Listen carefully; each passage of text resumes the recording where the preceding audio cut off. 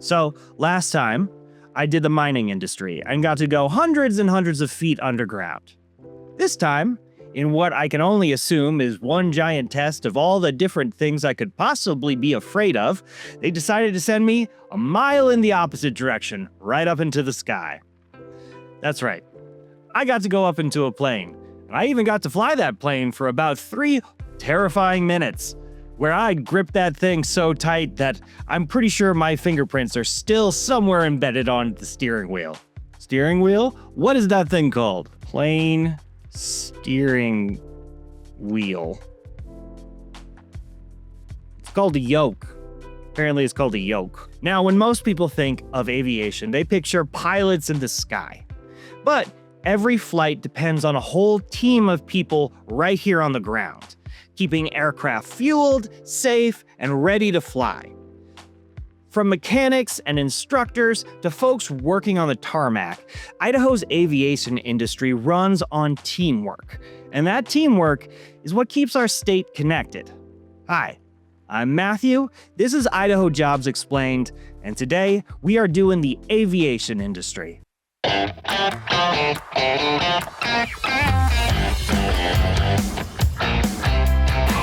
Now, every plane's journey begins before it ever leaves the ground. Line service technicians handle the behind-the-scenes work that keeps aircraft moving. Fueling, towing, checking oxygen levels and tire pressure, and making sure everything's ready for takeoff.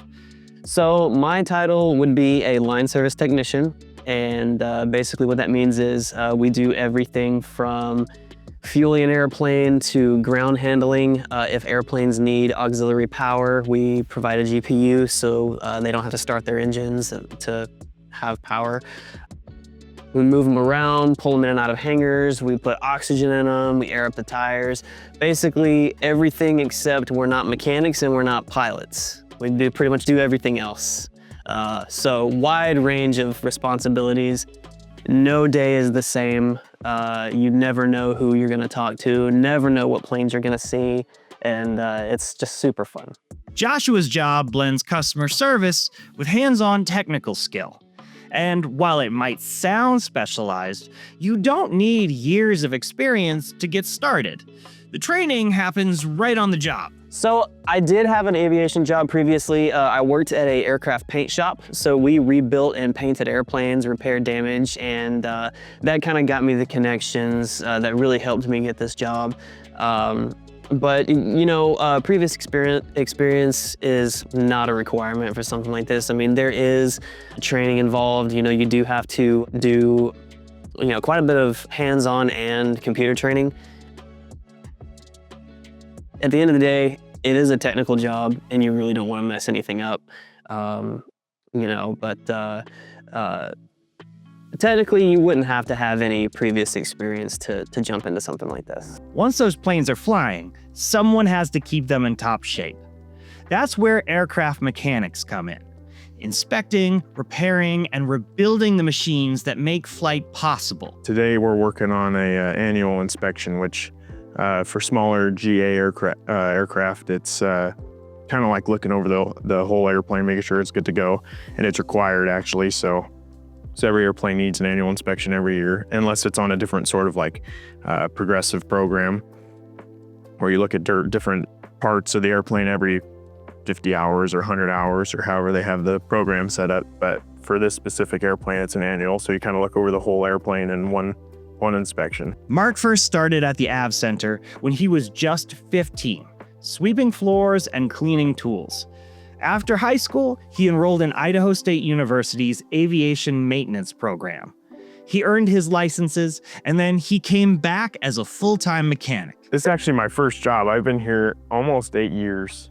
Yeah, so right when I turned 15, I started as kind of like the shop kid and pushing a mop around, cleaning toilets, and then you just need supervision, kind of like an apprenticeship to work on airplanes, as someone to look over your work and sign off what you've done.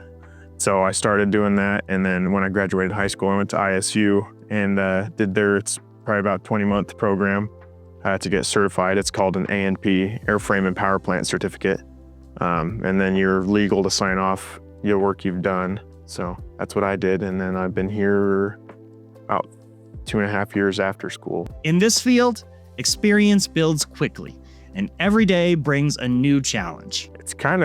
It's never the same thing. Well, I mean, sometimes it is with the inspections, but you get to do all kinds of things. You do sheet metal work or engine work or pulling an engine, or like what we have going on over here, a lot of sheet metal work. There is some things that need to be replaced that you don't see often. And so it's pretty cool. It's never the same thing. And you get to learn a whole bunch of different stuff. I don't know what it's like. A lot of different shops kind of put you in a, you're an interior guy or a sheet metal guy, but in general aviation, you're kind of an everything guy, and you do it all. Now, of course, for many, the dream is to get behind the controls.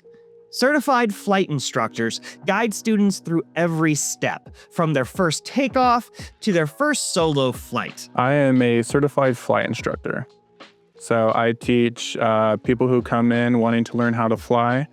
I teach them the basics all the way from starting up the plane, going out doing maneuvers and coming back in and landing, and all of the different knowledge and safety aspects that come with that. One of my favorite things is really, we do discovery flights here. So we take up people who are interested in maybe pursuing flight training. We take them up, we kind of fly them around the valley and stuff. They get to even take a hold of the controls and kind of mess around, just kind of feel what it is like to be a pilot.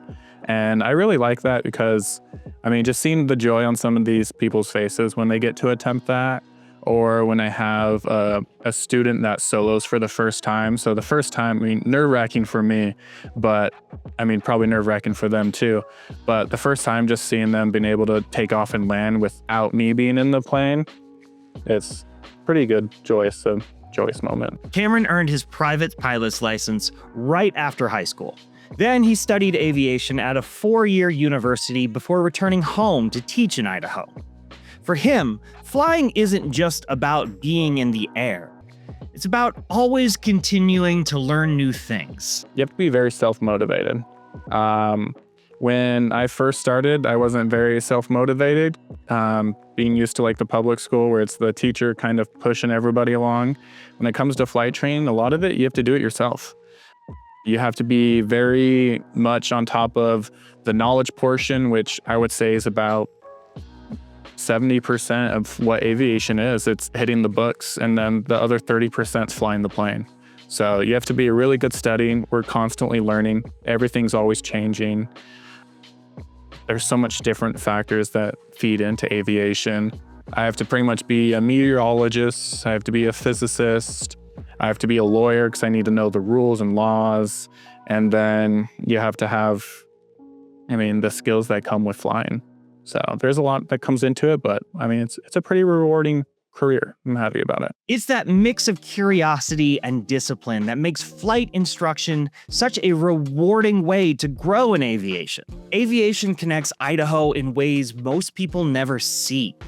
From rural airports that support firefighting and healthcare to business charters bringing in new opportunities. Air travel keeps our state moving. So App Center is a full-service FBO. FBO stands for Fixed Base Operator. So we provide services to aviation, in some places airlines, but more specifically here, general aviation in terms of fuel and maintenance. We can also provide flight training, aircraft charter, and just facilitate airplanes that come and go from Nampa. Business charter aircraft, personal charter aircraft, and personal private aircraft. Some people don't realize that the first impression of the city of Nampa for a lot of high-level business decision makers is the Nampa Municipal Airport. This is oftentimes the first door they walk through and their first experience with Nampa. Also, that's also true in other towns with airports, and speaks to the importance of municipal airports in industry and just the life of Idaho because we're such a rural, spread out state. John's company operates everything from flight schools to firefighting aircraft. And like many in the industry, he says there's room for anyone willing to work hard and stay curious. Do it. We have folks flying for the airlines that started working for us in high school. We have people that you interviewed one of them today that started working for us in high school. We occasionally have those kind of openings, but come to the airport, get to know people, and try to get a job working on the ground as ground support, and then be smart, go to school, take your STEM classes, learn how to think critically. And then if your passion is as a maintenance technician, then go to ISU and get it for 2 years and get a degree. And one thing I really like about the ISU vocational technical program, it's a 2-year program, but you can go on and get a bachelor's of applied science at ISU and other places, but ISU has the aircraft maintenance school. And what you can also apprentice as a mechanic. If you don't want to go to school, you can find a shop and apprentice. And it's a different product. What we find with the students that go to the college, they get maybe a broader exposure with less depth to more topics or more subjects or more types of maintenance. And somebody that apprentices is good too. They might get a less width of exposure, but more depth. You know, they might do similar things more often and be more skilled at that. And so they're both valid ways to become an aircraft mechanic. If you want to be a pilot, then you're going to have to start taking flying lessons. It's advice that applies to anyone ready to build a career in the skies. Or also right here on the ground. Whether it's fueling the next flight, keeping aircraft safe, or teaching the next generation how to fly, Idaho's aviation industry offers careers for anyone ready to take off. If you're curious about working in aviation, stop by your local airport and talk to the people who make it all happen. You might find your career waiting out there on the runway. Thanks so much. I'll see you next time.